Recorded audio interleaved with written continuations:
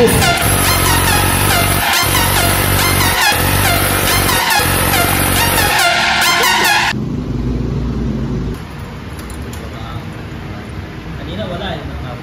is it mga boss? Ginagawa na naman tayo ngayon na NMAX version 1. Bale, may problema nga pala itong motor na to, tumirik siya.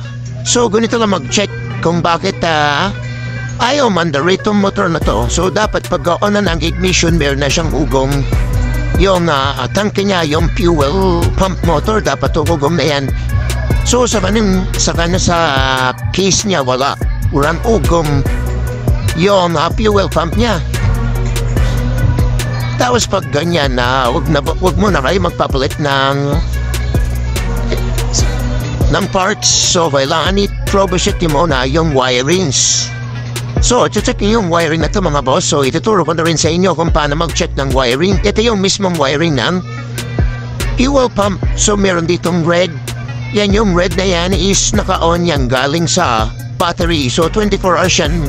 Connection yung papuntang battery. So ito naman yung blue na may lane na flap. Yan naman yung papuntang ECU. So ganito mag-check kung sakali mga boss. Panoorin yung dulo mga boss yung ating video. So gamit kayo ng test light. Bali na-check natin dito yung kulay red. So ilagay nyo sa negative ng battery yung ating test light. So i-check nyo rito yung kulay red. So kailangan kahit hindi naka-on yung ignition, so dapat iilaw na yung red na yan dahil yan ay galing ng battery. So gumamit ako rito ng paper clip para masundot natin yung pinakang wiring para ma-check natin. Paper clip yan ginamit yan, tapos check natin yung test light kung iilaw.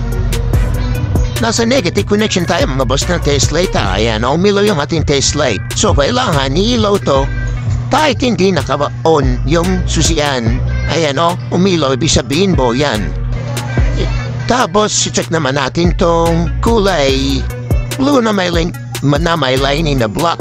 So yan naman yung blue na may lining na block na wiring yung galing sa ECU.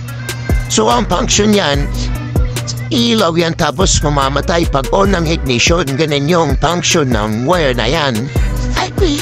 So ganito nga pala mag-check mga boss. Nasa wire tayo na blue na may lining na block. So kailangan ilalagay natin yung test light natin sa positive kasi yung nga pala ito mga boss, negative trigger siya. So ang function niya, negative yung lalabas na connection sa kanya pag on ng ignition. So i-check natin yung ating test light kung ilaw. So ayan, umilaw yung ating test light. Nasa positive tayo ng battery mga boss sa positive. So dapat ilaw tong blue na may lining na white pag on na ignition tas mamamatay. On na ignition, tapos test light natin tas mamamatay siya. Ganyan ang kanyang function. So ulitin natin. On na ignition, test light tapos mamamatay. So ganyan, ibig sabihin po yung linya niyan. So possible talaga may problema yung ating fuel pump motor. So pag ganyan mga boss, huwag na kayo magtipid. Palitan nyo na ng isang buong fuel pump. Mambabaklas muna tayo mga boss ng fuel pump dahil check natin yung fuel pump kung may putol. So pag wala naman putol dito mga boss, so possible papabili natin ang customer ng bagong fuel pump. So ang fuel pump nagkakalaga ng 3,900 pesos. Yung isang buong assembly ng fuel pump. So stay tuned na mga boss, papaklasin ko lang tong fuel pump assembly.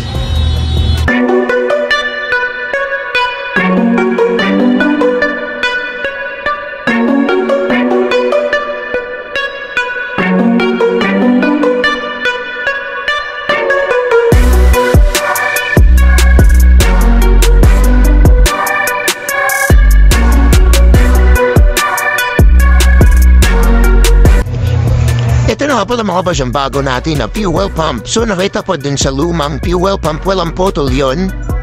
Possible na sira na yung fuel pump na yun. So ito na yung bago niya.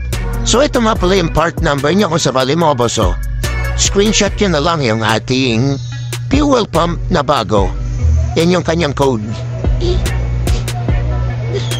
So, stage lang mga boss, kabit lang natin itong fuel pump na bago para matestin natin kung anda na yung motor ni bossing.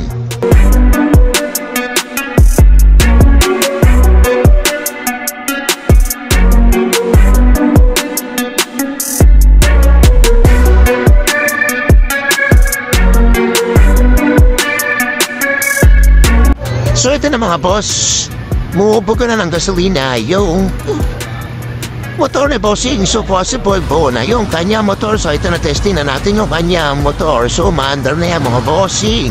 So ganun lang yung troubleshooting natin mga bossing. So basic lang yung ating troubleshooting mga boss. Sana nasundan yung ating paggawa dito sa NMAX version 1. Lumang motor na ito mga bossing. So pero pa nga pala pinagtataka yung customer dito dahil nagpainis lang siya ng magneto. Ayan, nagtatagas na yung kanyang coolant. So naglumalabas sa panel o kanyang overheat. So hindi nabalik na maayos yung kanyang lock. So pag ganito mga boss, pag may pinagawa kayo, pinalilis yung magneto, dapat i-troubleshoot nyo kung nabalikin na maayos yung mga lock na yan dahil bago overheat yung inyong motor. So ganun lang yung ginawa natin dito mga boss. Ibabalik lang na natin yung lock na yan dun sa unang gumawa. Shoutout sa'yo. Kapalimutan mong ibalik itong lock na to. So ganun lang yung ginawa natin dito mga boss. Umaandar na yung motor ni bossing. So ganun lang mag-troubleshoot nang hindi umaandar na NMAX. So na detail lang video natin mga boss. Thank you and goodbye.